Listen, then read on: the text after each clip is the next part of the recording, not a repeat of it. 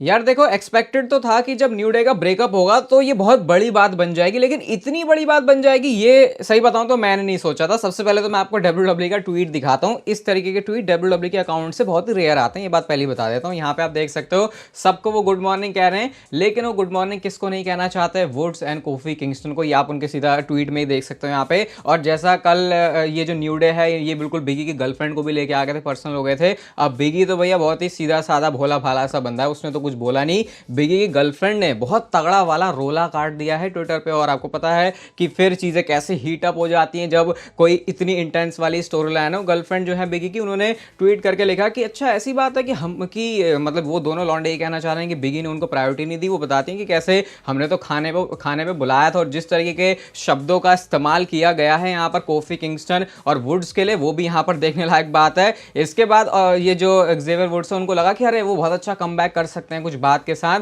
और कहते हैं कि अच्छा हुआ कि मैं नहीं आया, वरना वो जो ब्लैंड खाना है, वो बेकार सा फीका सा खाना, वो मैं क्या ही खाता। इसके बाद जो भयंकर पर्सनल रिप्लाई आया है बिगी की गर्लफ्रेंड की तरफ से, उन्होंने सीधा कंपेयर कर दिया। पहले तो अंडर डेवलप्ड टेस्ट बर्ड्स की बात कर दी उन्होंने वुड्स के, और ये भी कह दिया उन्होंने ब्लैंड वाला। अच्छा ब्लैंड मतलब तेरे सिंगल्स रन के जैसा, जो कि आपको पता है एक्जेवियर वुड्स ने कुछ खास उखाड़ा नहीं है अगर उनको हम न्यू डे से अलग कर दें तो। ये करके तो भाई फिर लोग बहुत ज़्यादा तारीफें सी करनी शुरू कर चुके हैं बिगी की गर्लफ्रेंड की। और अचानक से मैंने सोचा भी नहीं था भाई कोफी किंगस्टन के किसी पोस्ट के नीचे मैं इस तरीके के कमेंट देखूंगा। पहले तो कोफी किंगस्टन की पोस्ट आपको दिखा देता हूं। उन्होंने ऐसे फोटो पोस्ट की है कि अच्छा आज उठे हैं and it's a new day, yes it is. और यहाँ पे उन्होंने म्यूजिक भी कुछ इसी तरीके का लगाया जो कि बता रहा है कि वाह क्या नया दिन है, नई शुरुआत है। इसके नीचे कॉमेंट में लिखा है कि FU I hope your Jamaican accent comes back, क्योंकि वो पहले अलग एक्सेंट में बात करते थे। तो ये करके बस अब कोफी किंगस्टन के ऊपर भी सारे फैंस हैं वो चढ़ चुके हैं। न्यू डे की स्टोरी भाई यहाँ से बहुत गजब चलने वाली है।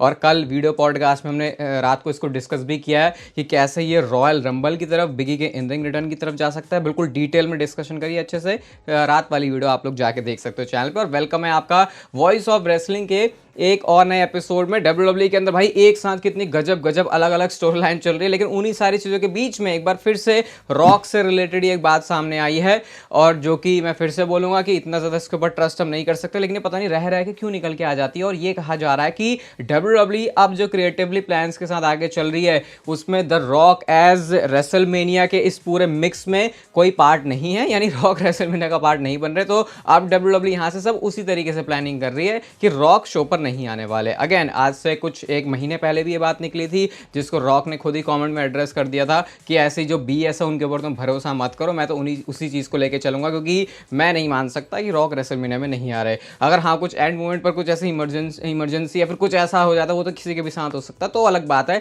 लेकिन रॉक को तो रेसलमेनिया के अंदर लॉक ही मान लो भाई, क्योंकि वो बंदे को तुम दूर भी नहीं कर सकते। मैं तो ये बोलूंगा वो कहेगा मैं आऊंगा। अब इस तरीके के रॉक की थिंकिंग चल रही है WWE को लेकर। अगेन बार बार बोलता ही रहता हूं मैं, अब बंदे ने पैसा लगा दिया है तो टाइम तो वो अच्छी तरीके से देगा। और अभी जो रोमन रेंज का रिसेंट इंटरव्यू भी हुआ था, वहां पे भी रोमन रेंज ने बिल्कुल खुल के बोल दिया इस बात को कि देखो अगर ऑडियंस कोई चीज चाहती है ना, तो इवेंचुअली फिर वो चीज होगी ही। कहते हैं कि अगर सब कुछ सही है, रॉक डाउन है इस चीज के लिए, तो वो रोमन रेंज वर्सेस रॉक के मैच पर खुद ही ठप्पा लगा रहे हैं अपनी बातों से कि हाँ ठीक है, सबको लग रहा है कि मैच होना चाहिए, कुछ इंटरेस्टिंग स्टोरी यहाँ पे बताई जा सकती है, तो फिर ये मैच हो गई। अब सोचो रोमन रेंज जो कि ऑब्वियसली पॉल हेमन के साथ क्रिएटिवली अच्छा सोच रहे हैं, उनके दिमाग में ये मैच नहीं है क्या कि रोमन रेंज वर्सेस रॉक भी कहीं होना चाहिए? तो बंदा अगर ऐसे बोल रहा है कि हाँ ये भी अच्छा हो सकता है, देखेंगे, तो क्लियर है भाई, ना बताते हुए बहुत कुछ बताना चाह रहे हैं वो यहाँ पे। थोड़ा सा सेथ रॉलिंस के साथ ये वाला लोचा है क्या? आपको याद होगा एक बार मंडे नाइट रॉ के रिव्यू में भी मैंने बोला था कि जब सेथ रॉलिंस ब्रॉन्सन रीड को मारते तो बच्चों वाले पंचेस कर रहे थे। तो कल एक बार फिर से फैंस ने पॉइंट आउट किया है ये CM पंक और सेथ रॉलिंस वाली जो छोटी सी ब्रॉल हुई थी,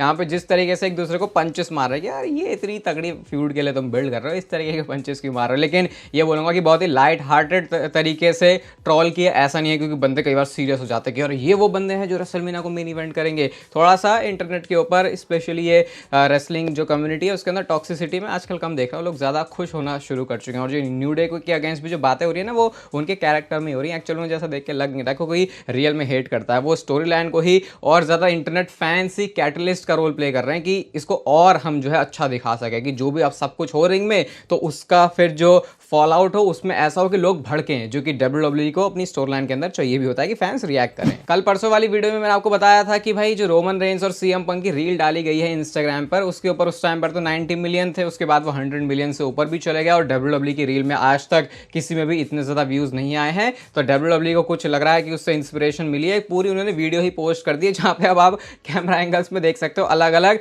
पहले तो धक्का वक्का सब कुछ लगा, जो सीएम पंक चले गए थे, रोमन रेंस ने रोका था, वो सब कुछ है यहाँ पर। और जितने टाइम तक रिंग ये केज के अंदर दोनों है, रिंग तो नहीं बोल दिया मैंने, हाँ इस केज के अंदर दोनों थे, बस दोनों एक दूसरे को ऐसे अवॉइड कर रहे, कभी कोई साइड से देख रहा है। रोमन रेंस का अपना जो मुंह बनाने वाला एक्शन है वो तो पूरे टाइम ही चल रहा है, मतलब दोनों एक दूसरे से आंखें मिला रहे हैं, लेकिन बड़े टेढ़े टेढ़े तरीके से। एंड वो चीज़ भाई बढ़िया भी कितनी थी, अगर सिर्फ उस मूवमेंट को देखोगे तो लगेगा कि भाई वॉर गेम्स में तो होने वाला है कलेश, लेकिन वो उन्होंने उस जरा से मूवमेंट को दिखाया ताकि फिर रिंग में जाके हमको हमेशा ऐसा लगता रहे कि क्या होगा क्या होगा, क्योंकि इवेंचुअली फिर तो थोड़ा भाईचारे वाला माहौल ही बन गया था दोनों के बीच में। लेकिन ये बात बिल्कुल भी मत भूलना कि ये भाईचारे का माहौल, भाईचारे का लेजिट है नहीं जैसा दिख रहा है। इसके पीछे बहुत सारी खिचड़ी पकनी शुरू हो चुकी है, जो कि अभी हमें दिख नहीं रही है, वो टाइम आने पर जब दिखेगी तो उसको चखने में बहुत मजा आएगा। चलो यार, फाइनली कुछ हमको ऐसा क्लियर करके पता चला है एलेक्सा ब्लिस के बारे में। और बातचीत कुछ ये है कि एलेक्सा ब्लिस रेसलमेनिया 41 का जो सीजन चल रहा है, मतलब ये जो अब रोड टू रेसलमेनिया की तरफ हम बढ़ रहे हैं, उतने टाइम में वापस आ जाएंगी WWE में, यानी कि अब सॉर्टेड है थोड़ा सा मामला, अब बहुत ही आसपास है एलेक्सा ब्लिस का रिटर्न। अगर मैं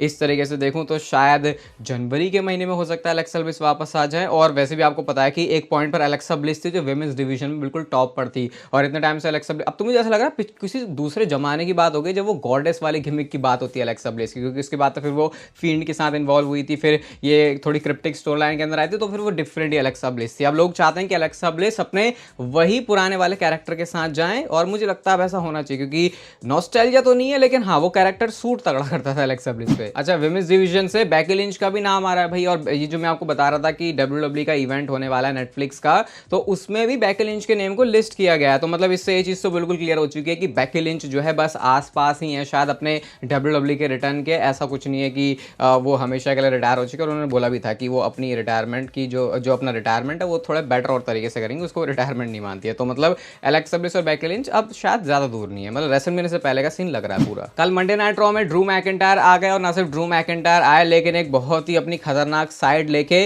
मंडे नाइट रॉ के बाद जो उन्होंने वीडियो पोस्ट करी थी, उसके बारे में तो हमने रात वाली वीडियो में पॉडकास्ट में डिस्कस किया ही था अच्छे से, आप लोग जाके उसे कर सकते हो, चेकआउट नहीं किया है अभी तक तो। लेकिन ड्रू मैकिंटायर आए क्यों थे, उसके पीछे भी एक बहुत डिफरेंट रीजन है, जो कि PW इनसाइडर की तरफ से हमको पता चलता है। मतलब आए क्यों थे, ऑब्वियसली वापस तो उनको आना ही है, लेकिन कल के रॉ में आने का ड्रू मैकिंटायर का प्लान नहीं था, है मतलब ऐसा क्यों? ऐसा इसीलिए क्योंकि WWE ने काइंड ऑफ, नहीं रिप्लेसमेंट भी नहीं बोलेंगे इसको, लेकिन क्योंकि ब्रॉन्सन रीड अभी WWE के पास रॉ शो पर अवेलेबल नहीं है, तो उसके लिए उन्होंने सोचा कि चलो ब्रॉन्सन रीड नहीं है तो एक बंदा हमारा मिसिंग चल ही रहा है, वैसे भी तो इसको आना ही है, तो फिर WWE ने ड्रू मैकिंटायर को यहाँ पर डाल दिया। ऐसा नहीं कि ब्रॉन्सन रीड की कमी होने की वजह से ड्रू मैकिंटायर आए हैं, वो होता है ना कि WWE को एक एलिमेंट चाहिए, तो उनको लगा ब्रॉन्सन रीड चला गया तो चलो ड्रू मैकिंटायर को तो हमने होल्ड करके रखा ही था, अब इसको वापस लेके आ जाते हैं। और अगर मतलब थोड़ा ड्रू मैकिंटायर के फैंस के लिए फिर बढ़िया बात ही हो गई कि थोड़ा जल्दी हमको दिख रहे हैं Drew McIntyre, not at the cost of Bronson read, क्योंकि अब जब वो वापस आएंगे तो फिर उसके बाद तो आपको पता ही है कि लोग उनको सपोर्ट भी तगड़ा करेंगे। ये थोड़ा जेकब फाटो वाला सीन हो गया ब्रॉन्सन रीड के साथ ही, भले ही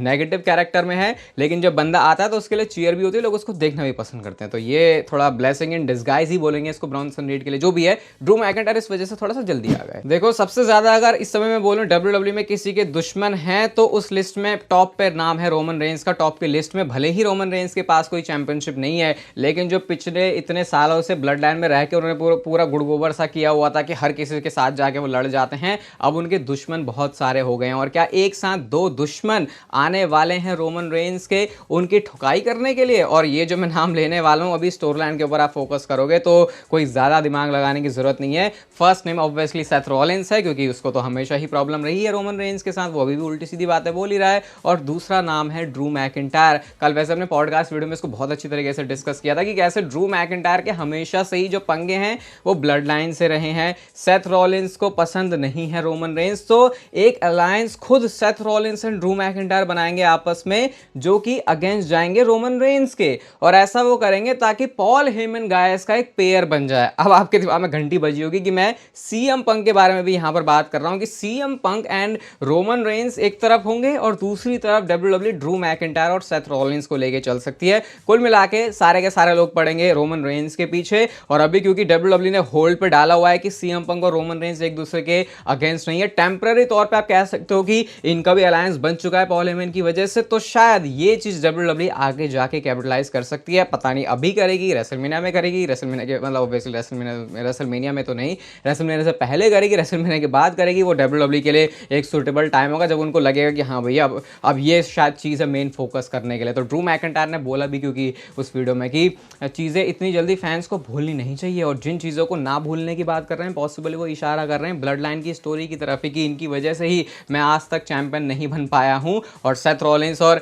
सीएम पंक के भी पंगे हैं, ड्रू और सीएम पंक के तो रही हैं। तो ये एक ऐसा डब्ल्यूडब्ल्यूई पेयर चला सकती है जो कि एक दूसरे की हेल्प करेंगे, लेकिन सिर्फ अपनी हेल्प करने के लिए, समझ लो कि दोनों ही बंदों का यहाँ पे म्यूचुअली बेनिफिट होने वाला है ना। मैं सिर्फ रोमन रेंज और पंक की बात नहीं कर रहा, मैं इधर भी बात कर रहा हूँ, क्योंकि जो दोनों अलायंस बन रहे हैं वो कुछ इसी डायरेक्शन में चलते हुए दिख सकते हैं आगे। देखो यार, ये 4 बंदे इतने बड़ी स्टार पावर के साथ किसी भी एक स्टोरी में इन्वॉल्व होंगे, तो आप इमेजिन ही कर सकते हो कि फैंस कितना ज़्यादा इन्वेस्टेड होंगे इसमें, और डब्ल्यूडब्ल्यूई के लिए कितना प्रॉफिटेबल भी हो सकता है। तो बताने की जरूरत है नहीं, क्योंकि वो जो रील में नंबर्स डब्ल्यूडब्ल्यूई ने देख लिए हैं, अब उसके बाद थोड़ा ज़्यादा इंटरेस्ट होगा उनका कि CM Punk and Roman Reigns की स्टोरी भी थोड़ी सी अगर दिखा दे तो वो मजा आ जाएगा। रॉयल रंबल देखो टाइम के साथ साथ और ज़्यादा नज़दीक आती जा रही है, और ऑड्स में बहुत बड़ा शिफ्ट हमने देखा है। देखो विमेंस रॉयल रंबल मैच की जो इस समय टॉप पर चल रही है वो सुपरस्टार कोई और नहीं बल्कि थोड़ी देर पहले मैंने जिक्र किया, वो नाम है बेकी लिंच का। वो इस समय विमेंस रॉयल रंबल मैच को जीतने के लिए फेवरेट हैं, और एक बड़ा ही अचानक सा तगड़ा सा चेंज आ गया है मेंस रॉयल रंबल मैच में, क्योंकि इस समय नंबर 1 पर जो सुपरस्टार है